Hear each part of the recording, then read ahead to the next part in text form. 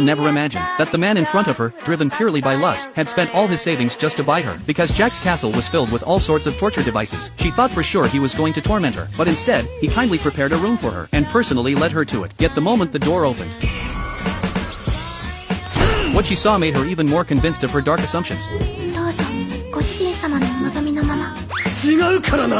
Earlier that afternoon, Jack had gone to the auction house to bid. Many powerful figures were attending, all candidates for the title of Demon Lord. As a genius magician, Jack was the most powerful candidate of them all, and today's auction item was an elf girl. The moment Jack laid eyes on her, he instantly fell in love. So the second the auctioneer announced the starting bid, Jack immediately offered 1 million gold coins. Everyone was stunned. The elf was only worth around 10,000 gold. 1 million gold coins was enough to buy a small country. Everyone assumed Jack bought her to use as a sacrifice for some dark magical experiment. No one could have guessed. He spent that fortune simply because he had fallen for her. Jack soon approached the girl and noticed the collar around her neck. From her, he learned it was a seal placed by the former Demon Lord and couldn't be removed for now. Hearing this, Jack felt deeply for her. He brought her back to his castle, but the girl, Jenny, looked blank and dazed. As Jack was thinking of how to start a conversation, Jenny suddenly spoke first. She asked what method he planned to use to kill her. Jack was shocked when he didn't answer. She asked again how she was going to die. Jack quickly assured her that he had no intention of hurting her. While Jenny tried to guess his real intentions, her eyes fell on a display of torture instruments nearby.